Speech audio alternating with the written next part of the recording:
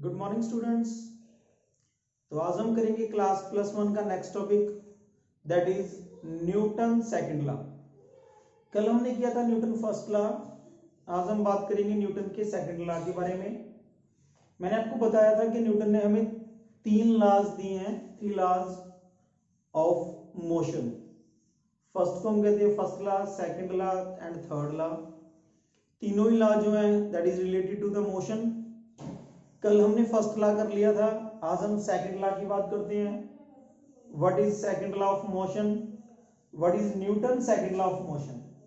Okay, तो इसके अंदर हम बात करते हैं कि जो सेकंड लॉ है हमारे पास वो हमें क्या कहता है। According to this law, according to this law,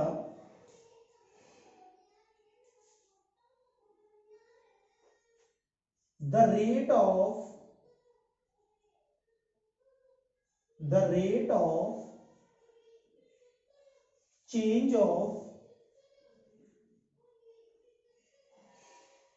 of linear momentum is directly proportional to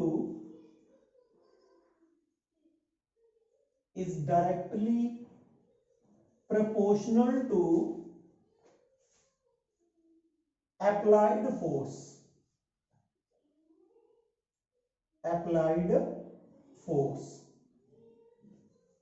कहते हैं इसके अकॉर्डिंग क्या होगा, जो rate of change of linear momentum है वो डायरेक्टली प्रोपोर्शनल होगा applied force on the body. तो देखते हैं हम, यू नो स्टूडेंट्स कि जो लीनियर मोमेंटम होता है उसको हम P से डिनोट करते हैं and P is equal to होता है mv। हमने बात करनी है लीनियर मोमेंटम के चेंज की। अगर चेंज की बात करें हम तो जो चेंज होता है that is P2 minus P1 that is equal to delta P, और इसको हम कह सकते हैं change in momentum. Change in momentum, जब मोमेंटम चेंज होता है तो साथ के अंदर टाइम भी चेंज होता है। अगर हम मान लें कि किसी बॉडी का मोमेंटम जब time t is equal to 0 था तो मोमेंटम था p1, और सेम उसी बॉडी का जब time is equal to t हो गया तो मोमेंटम हो गया p2। तो चेंज इन मोमेंटम आ गया हमारे पास p2 minus p1 that is equal to delta p। और अगर हम चेंज इन टाइम की बात करें, अगर हम टाइम इंटरवल की बात करें तो टाइम इंटरवल जो आएगा हमारे पास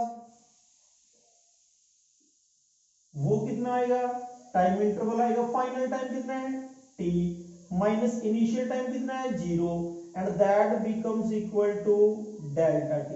दिस इज टाइम इंटरवल, या मैं कह सकता हूं कि स्मॉल इंटरवल के अंदर उस बॉडी के अंदर चेंज हो रहा है मोमेंटम का, स्मॉल चेंज हो रहा है दैट इज डेल्टा p। और हमने अभी भी बात की है ऊपर कि जो rate of change of linear momentum है that is directly proportional to applied force. तो पहले हम बात कर लेते हैं rate of change of momentum की। Rate of change of momentum,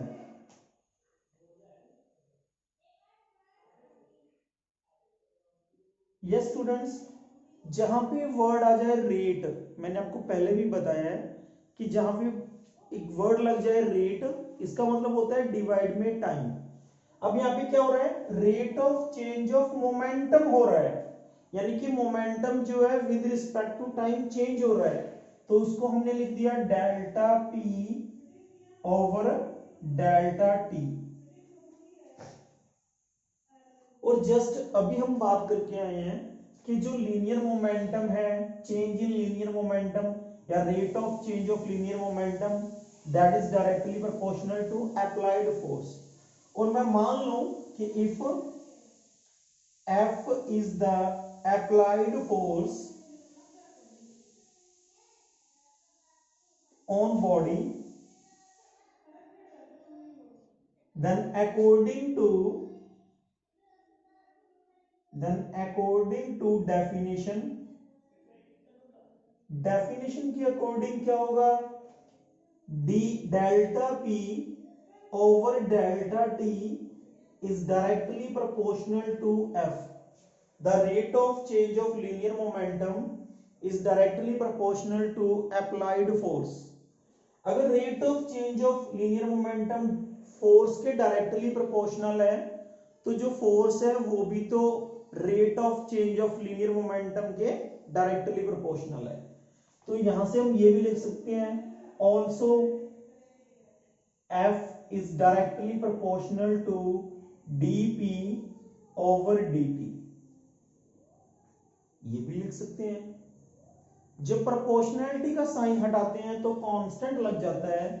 यहां पे हमने प्रोपोर्शनैलिटी का साइन हटा दिया और एक कांस्टेंट लगा दिया k, और k is a constant and the value of k in SI system is 1. k एक कांस्टेंट है और k की वैल्यू को हमने 1 पुट कर दिया. 1 पुट करने से हमें क्या मिला, F इज इक्वल टू बन गया dp ओवर dt, और इसको हम dp की बजाय डेल्टा लिख लेते हैं तो ज्यादा बेटर रहेगा. हम बात डेल्टा से ही हमने शुरू किया था तो इसको हम डेल्टा ही लिख लेते हैं. ओके, देखते हैं क्या बनता है हमारे पास. This is F is equal to, ये बन गया डेल्टा और इसको लिख लिया हमने mv, और ये बन गया नीचे डेल्टा t. मोमेंटम के बारे में मैंने आपको पहले भी बताया था कि momentum is the amount of quantity of motion contained in body. Momentum का जो पता है हमें सिर्फ उसके मोशन से लगता है. अब मोमेंटम चेंज हो रहा है तो इसका मतलब ये है कि एक ही बॉडी है. अब एक बॉडी है तो मास कांस्टेंट रहेगा, सिर्फ उसकी वेलोसिटी चेंज हो रही है. तो यहां पे हम मास जो है वो कांस्टेंट है क्योंकि एक ही बॉडी की बात कर रहे हैं. एक बॉडी के अंदर मास कांस्टेंट होगा तो चेंज जो आ रहा है, मोमेंटम जो चेंज हो रहा है वो किसके कारण हो रहा है, चेंज इन वेलोसिटी के कारण हो रहा है. तो हम जो ये डेल्टा है ये v के साथ लगाएंगे क्योंकि जो चेंज आ रहा है वो वेलोसिटी के अंदर आ रहा है, नॉट इन मास. तो यहां पे हमने क्या किया, F is equal to m constant था बाहर निकाल लिया, इसको लिख दिया delta v over delta t. Okay, अब आपको पता है कि the rate of change of velocity, जब विद रिस्पेक्ट टू टाइम किसी भी ऑब्जेक्ट की वेलोसिटी चेंज होती है तो उस ऑब्जेक्ट के अंदर एक्सेलरेशन प्रोड्यूस हो जाता है. तो यहां पे हम क्या लिख सकते हैं कि जो F है that is equal to m, ये क्या बना delta v over delta t. Rate of change of velocity is called acceleration. तो ये बनेगा F is equal to ma. यही तो होता है न्यूटन का second law, force is equal to mass into acceleration. तो यहां से हम कह सकते हैं कि जो अप्लाइड फोर्स होगा, applied force is equal to